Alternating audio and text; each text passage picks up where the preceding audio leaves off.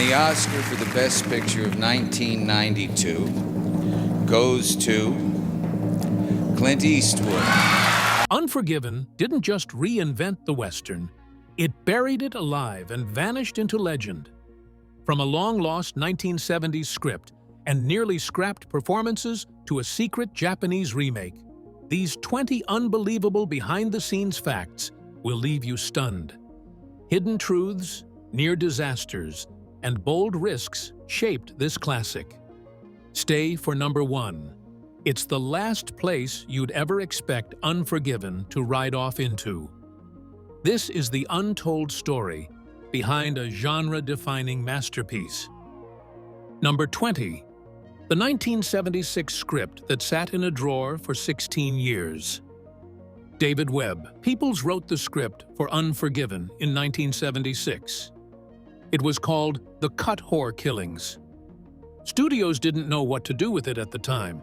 It was too dark, too violent, and not at all like the romantic westerns that Hollywood kept making. People had made up a story that showed what gun violence really did to real people, not just men who were broken. All the big studios were scared off by how honest it was. The script went back and forth between producers' offices, but never stuck. It didn't have a clear hero, and it didn't make killing look good. In the 1970s and 1980s, that was a deal-breaker. In every Western, the bad guys were good guys, and the gunfights were clean. That wasn't in Peoples' script, so it was left alone for more than 10 years. Peoples became well known after writing Blade Runner in 1984. His old projects got new life after that success. A few more people had the script before Clint Eastwood found it. Eastwood didn't want to rewrite it or fix it up like other people did. He was going to shoot it almost exactly as it was written. Eastwood bought the rights to the movie in 1985, but he didn't play William Money until he was older. He knew the story had to be about older people to work. A story about regret and consequences didn't work with young gunslingers. It was the right time for Eastwood to film it in 1991. The world was finally ready for the story, but it hadn't changed. Number 19. Francis Ford Coppola almost directed it. Before Eastwood claimed the story, Francis Ford Coppola briefly held the rights. After The Godfather and Apocalypse, now he was Hollywood royalty. Coppola was drawn to the script's rawness and moral weight. He even considered John Malkovich for the lead role. But his version never got off the ground. Financing became a wall Coppola couldn't break through. Studios still found the script too risky, even with a big name attached. They didn't want a Western that tore down the genre instead of celebrating it. The idea of Malkovich as a weary gunslinger didn't win much support either. Eventually, Coppola dropped the project. There are no known drafts from Coppola, but insiders say his version would have leaned more into surrealism. Think less grit, more dreamlike visuals, and slow burn tension. It might have been heavier on mood and lighter on violence. That would have made a very different film, more art house than mainstream. But the budget would have ballooned fast, and no one was willing to take that gamble. When Eastwood stepped in, he brought something Coppola didn't: credibility in Westerns. He understood the audience that could handle this story. Eastwood was also a director who shot quickly and on budget, which reassured nervous studios. He promised to shoot the film with minimal changes. That promise was key in getting final approval. Coppola's brief involvement is mostly forgotten now, but it shows how unstable the project once was. Unforgiven came close to being something entirely different. If Coppola had succeeded, the Western might have taken a weirder path. But the delay made room for Eastwood's version, the one that turned the genre upside down. Before the first gunshot, there was supposed to be a voice, but Clint Eastwood made a chilling decision. Number 18. The deleted opening voiceover. When Unforgiven was first assembled, the film opened with a voiceover. It was meant to set up the history of William Money and explain the dark path ahead. The narration gave a backstory to his wife's death and added context to his violent past. But Clint Eastwood decided to remove it just before finalizing the edit. He felt silence would speak louder. Instead of a voice telling viewers what to feel, the film begins with a slow, wide shot of Money digging. There's no music, no sound, just the wind and dusk. That choice made the opening feel more uneasy and real. It asked the audience to watch and figure things out for themselves. The missing narration would have softened that edge. The voiceover itself wasn't poorly written, but Eastwood knew it wasn't necessary. He trusted the imagery to do the work. By cutting the narration, the film leaned into its realism and grit. It didn't spoon-feed emotion or motive. That change helped the story feel heavier right from the start. This decision also broke from tradition. Westerns often relied on narration to create mood or explain character history. Eastwood went the opposite way. Silence made viewers lean in instead of relax.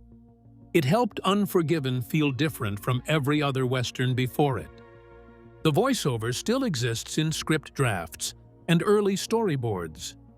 It was recorded but never released. The studio supported Eastwood's choice, which says a lot. Cutting exposition made the film more powerful. The mood now starts before a single word is spoken. Number 17. Clint Eastwood's mother was cut from the film. Clint Eastwood's mother, Ruth Wood, filmed a small role as a train passenger. It was supposed to be a simple background moment. No lines, just a visual cameo. She was excited to be part of her son's big project. But in the final edit, her scene was cut for pacing. Eastwood didn't want any distractions in the film's tight runtime. Even though her scene didn't make the cut, Ruth still got a private screening. She watched the finished film and was proud of her son's work. It didn't matter that she was no longer on screen. What mattered was seeing the film's impact and legacy. She witnessed her son's shift from star to serious filmmaker. This wasn't Ruth's first time around movies, but Unforgiven was different. It was personal for Eastwood, and having his mother on set gave the project extra meaning. Cutting her scene wasn't easy, but he knew the film came first. Every second had to serve the tone and momentum. Including a sentimental cameo didn't fit the film's rough edges. Some fans still hope to find the deleted scene, but it hasn't surfaced. It's likely stored in raw footage archives. If it's ever released, it will be a piece of Eastwood family history. For now, it remains a quiet part of the story behind the story. A reminder that even personal touches sometimes get left behind. Number 16. Clint finally won his first Oscar. By 1992, Clint Eastwood had been in the movie industry for over 35 years. He'd acted in dozens of films, directed several, and become a global icon. But he had never won an Academy Award. Unforgiven changed that. The film won 4 Oscars, including Best Director for Eastwood and Best Picture. This win was historic. Unforgiven became only the second Western in history to win Best Picture, after Cimarron in 1931. That gap says a lot about how rare it was for a Western to be taken seriously. Eastwood's direction showed that the genre could be thoughtful, quiet, and deep. It wasn't just gunfights anymore. Eastwood's win also marked a shift in how Hollywood saw him. No longer just an action star, he was now a respected director. He didn't win for being flashy or clever. He won for being clear, focused, and honest in his style. That approach made the story hit harder. It showed that restraint could be just as powerful as spectacle. Unforgiven also won for Best Supporting Actor, awarded to Gene Hackman, and Best Film Editing. Those wins proved that the entire team brought something strong to the table. It wasn't just Eastwood's moment, it was a win for the whole production. Each award confirmed that the film broke expectations and rewrote what a Western could be. Before Unforgiven, few imagined Eastwood would be an Oscar winner. He had been overlooked for years. This win wasn't just a trophy, it was a signal that the industry finally caught up with him. After decades of playing heroes, Eastwood got his real reward by showing how broken they could be. And he never looked back. Number 15. John Malkovich almost played William Money. Before Clint Eastwood took over Unforgiven, the film was briefly under the control of Francis Ford Coppola. During that time, John Malkovich was seriously considered for the lead role of William Money. Malkovich had a strong reputation for playing intense, complex characters, but even he later admitted that casting him would have been a strange fit. The story was too raw and grounded, and his style too theatrical for the part. If Malkovich had taken the role, the tone of the entire film might have shifted. He likely would have played Money as more unstable or eerie, changing the film's focus. Eastwood's version gave the character a quiet weight and history that fit the film's dusty realism. A more stylized Money could have made the violence seem less tragic and more bizarre. That would have clashed with the film's message. Coppola struggled to get financial backing for his version. Some insiders felt Malkovich wasn't a box office draw for a Western at the time. Studios also doubted the project's appeal. It was too violent, too quiet, and too grim. When Coppola let go of the rights, the idea of Malkovich as Money faded fast. Eastwood's arrival marked a sharp change in direction. Years later, Malkovich himself said it would have been a disaster. He didn't say that out of modesty. He meant the role needed something Eastwood had, and he didn't. Eastwood brought history with him. His whole career, from spaghetti westerns to Dirty Harry, gave Money a shadow that only he could cast. Malkovich was a great actor, but he wasn't carrying that legacy. Number 14. Eastwood wore the same boots from Rawhide. In Unforgiven, Clint Eastwood wore the exact same pair of boots he used during Rawhide, the TV show that launched his career in the late 1950s. The boots weren't a style choice. They were a message. He was tying the end of the classic cowboy image to the very boots that helped build it. It was a full-circle moment, one that few viewers noticed. But to Eastwood, it was deeply symbolic. Wearing those old boots was his way of burying the myth of the noble gunslinger. Unforgiven wasn't about legends, it was about consequences. Eastwood wasn't playing the strong, silent hero anymore. He was playing a broken man who couldn't outrun his past. And he did it in the same leather that once stood for honor and justice. The decision was personal. Eastwood had spent decades building a tough cowboy image. With this film, he was tearing it down. Using the Rawhide boots helped him show that transformation. He wasn't just saying goodbye to the role, he was stepping into the grave of the old Western. Number 13. Gene Hackman initially said no. When Clint Eastwood offered Gene Hackman the role of Little Bill Daggett, Hackman turned it down. He was uncomfortable with the script's violence and worried the film would glorify killing. Hackman had always been careful with the roles he chose, and this one felt too cruel on the page. But Eastwood didn't back off. He explained that the film wasn't celebrating violence, it was confronting it. After hearing Eastwood's vision, Hackman reconsidered. He began to see the role not as a villain, but as a warning. Little Bill wasn't meant to be admired, he was meant to make the audience uneasy. He enforced order, but with a brutal hand. His cruelty came not from chaos, but from control. Hackman eventually accepted, and his performance became one of the film's strongest points. He gave Little Bill depth. He wasn't evil for the sake of it. He was a man who believed in the law but didn't care much about justice. That fine line made the character both believable and terrifying. His calm brutality added tension to every scene. Hackman's decision to join the cast paid off. He won the Academy Award for Best Supporting Actor. More importantly, his role helped define the film's tone.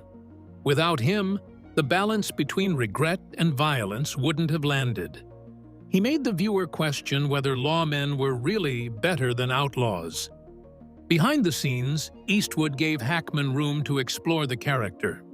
The result was a sheriff who wasn't larger than life, just dangerously sure of himself. Hackman later admitted that Unforgiven was one of his most meaningful roles. And had he stuck to his first instinct, that masterpiece moment never would have happened. Number 12. Little Bill was inspired by Rodney King. Gene Hackman's portrayal of Sheriff Little Bill Daggett didn't emerge in a vacuum. 1 year earlier, the Rodney King incident exposed brutal police tactics on Los Angeles streets. Hackman and Eastwood saw parallels between real-world abuse and their fictional lawmen. They chose not to glamorize law enforcement, but to show its raw, unchecked power. Little Bill's sadistic control reflects that moral failure. This connection also shaped the character's calm demeanor. King's case had the world watching a police beating unfold almost without emotion. Hackman borrowed that chilling detachment for Little Bill. Instead of wild anger, we see controlled menace, like a man who thinks he's always right. That tone makes his violence feel more dangerous. The choice resonated with audiences already questioning authority. In 1992, conversations about police behavior were growing louder. This Western used history to comment on modern fears. That choice added depth, moving Unforgiven beyond just on-screen spectacle. Hackman's performance earned critical praise and an Oscar. But it also sparked discussions about how Westerns mirror real-world tensions. By connecting Little Bill to real police abuse, the film offered more than entertainment. It became a conversation starter about remorse, justice, and the cost of unchecked power. Number 11. Morgan Freeman had to ask for the role. Morgan Freeman didn't just land the role of Ned Logan, he asked for it. By the early 1990s, Freeman was already earning acclaim. But this role wasn't handed to him. He pursued it, proving that even big names sometimes have to fight for parts they believe in. Freeman understood the script's emotional core. He saw that Ned's regret and loyalty grounded the film.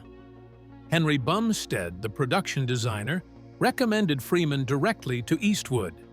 Instead of bowing out, Freeman lobbied.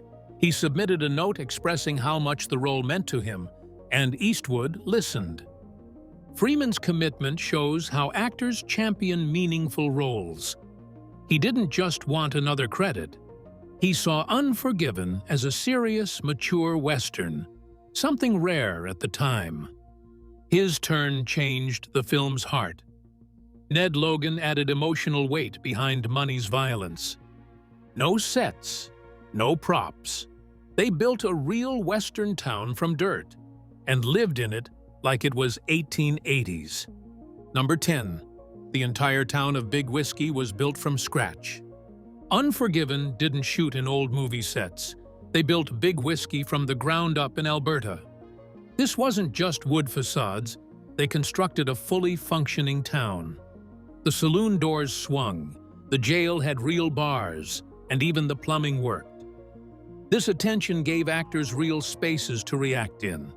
Most Westerns use sets with no backs.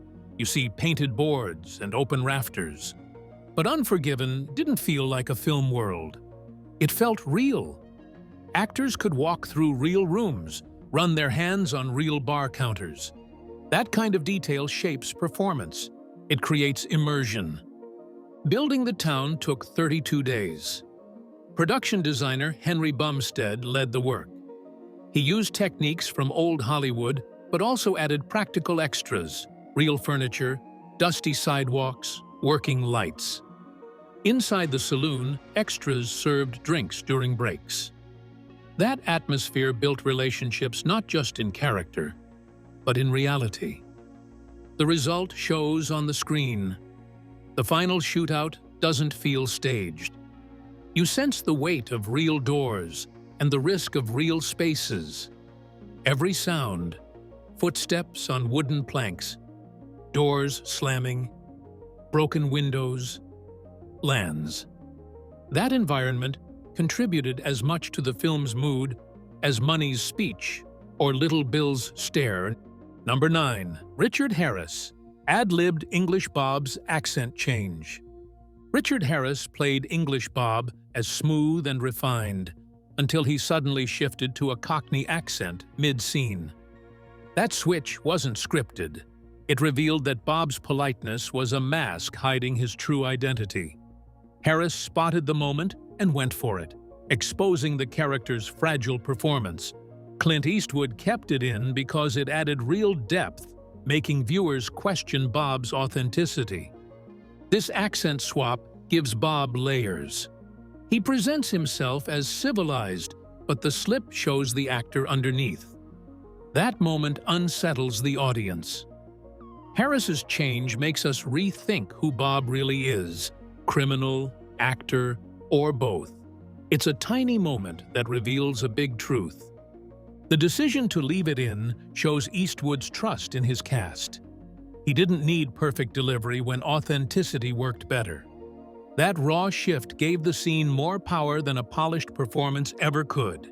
It became a highlight, unplanned and real. This slip lines up with the film's theme of identity. Everyone hides something beneath the surface. Money hides regret. Ned hides despair. Bob hides danger. Harris's accent pivot was quick, but its impact still resonates. The scene became richer, deeper, because of that choice.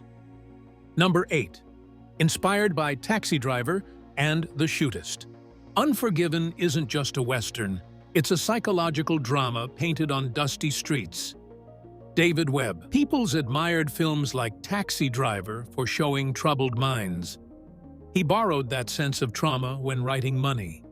The scars on Money's soul shape his actions, not just his guns.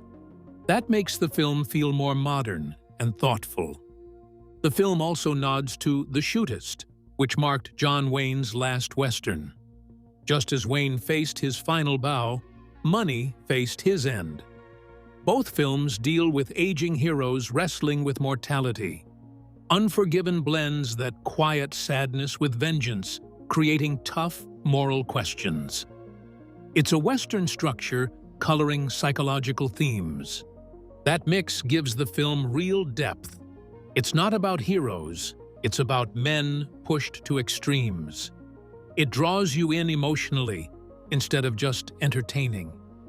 The trauma in Money's eyes carries more meaning than any gunfight. That's why Unforgiven still feels relevant today. This vibe breaks the mold. Instead of wide landscapes or shootouts, it explores broken characters. The film invited viewers to feel the weight of guilt and loss. It changed what a Western could be, turning dusty plains into the mind's battleground. That's a major reason why Unforgiven stands out. Number 7. The title changed multiple times. Before settling on Unforgiven, the script had darker titles: The Cut Whore Killings and William Money Killings. Those titles left no doubt about what the story was: a violent spree. They emphasized harm and blood. But Eastwood wanted a deeper angle. He chose Unforgiven to highlight consequences instead of actions. That change shifted the story from surface violence to moral reckoning. The shorter title made the theme central. It proclaimed the film's focus. one man haunted by what he's done. It hinted at guilt, redemption, and the fact that some things can't be undone. This title change also shaped marketing. Posters and trailers became more introspective. They asked viewers to look inside the man, not just at his guns. It invited curiosity about his journey. The new title helped push the film into award territory. Number 6. The script was shot with 0 rewrites.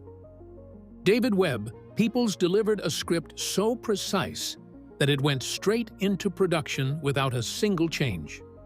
In Hollywood, scripts usually go through dozens of rewrites. That Unforgiven avoided that process speaks volumes about its quality. The decision shows the team trusted Peoples' vision completely. This faith in the original script helped maintain its gritty, exact tone. Filming from the unaltered draft also made shoots smoother. Actors and crew knew exactly what to expect. There were no late-night rewrite sessions to scramble through. That clarity lets everyone focus on mood, pacing, and emotion. It sharpened every scene because there was no guessing or patchwork. This purity also kept the film's themes intact. Every line in the script was chosen carefully to reflect guilt, regret, and consequence. Changing words could have diluted those layers. Keeping the script white without marks preserved its psychological honesty. The result is a film that feels deliberate and powerful from frame one. Eastwood's respect for the script's integrity reinforced his leadership style. He trusted the writer's tone enough not to tweak it under pressure. That's rare. Directors often want changes to suit their vision. Choosing not to rewrite gave the film coherence and emotional consistency.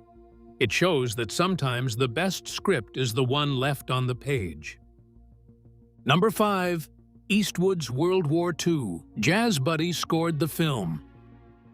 Clint Eastwood chose Lenny Niehaus, his longtime friend and WW buddy, to compose Unforgiven's music. Niehaus wasn't the typical Western composer. He was a jazz musician. Instead of sweeping themes and brass fanfares, he delivered soft, moody textures. His score blends into the scenes, giving an emotional chill rather than overt drama. Niehaus understood Eastwood's storytelling style. He used minimalist touches, low horns, quiet piano, and subtle string notes. That approach lets crowd silence and gunfire carry weight. The music doesn't tell you what to feel.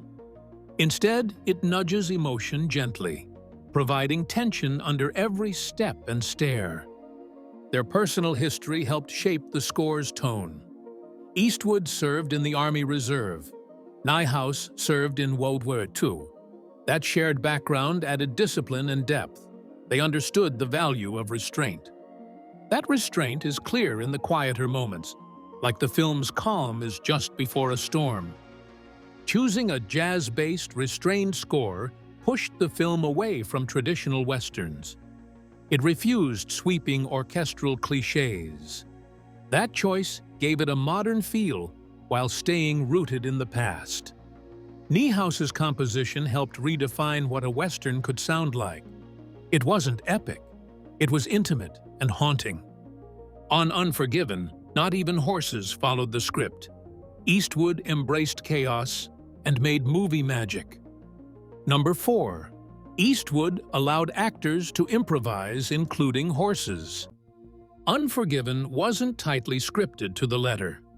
Clint Eastwood gave space for spontaneous choices by actors and animals alike.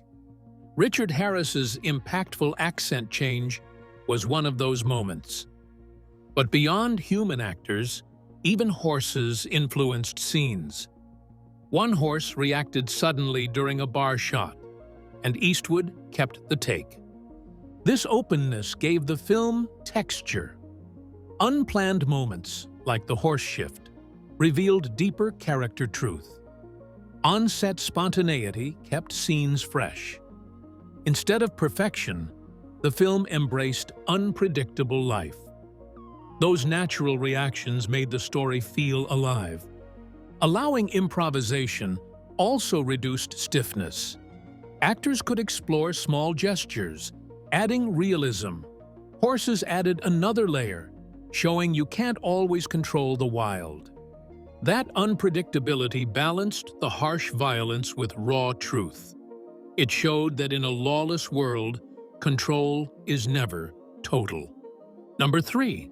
Legendary DP Jack N. Green worked a miracle in Alberta. Jack N. Green, Clint Eastwood's preferred cinematographer, brought Unforgiven to life under some unusual conditions. The film was shot in Alberta, Canada, chosen for its wide-open spaces and moody skies, perfect for the story's tone. Yet Canadian film unions usually restrict foreign crews, and Eastwood's team wasn't Canadian. Green played a key role in securing a special union waiver. That waiver let the same trusted crew work smoothly together, avoiding delays and extra costs. Green's choice of camera angles and lighting captured two sides of the world: beauty and brutality. Soft golden hour light brought peace and nostalgia, while harsh midday shots emphasized tension. He often used handheld shots to follow characters closely, keeping viewers emotionally engaged. The result felt both grand and intimate. Alberta's landscape became one of the film's strongest characters. Despite the cold and remote location, Green managed to maintain consistent visuals. He balanced natural light with minimal equipment, so crews could move fast between shots. This kept the look fluid and raw. With practical effects and real weather, the cinematography never felt staged or fake. Every frame looked intentional, not artificial. Green's Alberta work brought contrast between calm, wide shots and close, personal moments. His lens framed Money's aging face and ridiculous objects like splinters or kindling before violence. These visuals drove home the film's themes: age, regret, and consequence. It elevated Unforgiven beyond typical Western visuals, combining mood with story in every frame. Number 2. A $14.4 million budget became a $159 million hit. Unforgiven was made on a modest budget, $14.4 million, tiny by early 90s studio standards. Most Westerns back then leaned on big budgets and showy special effects. Eastwood chose to shoot lean and focused on character-driven storytelling. That thrift didn't hold back quality.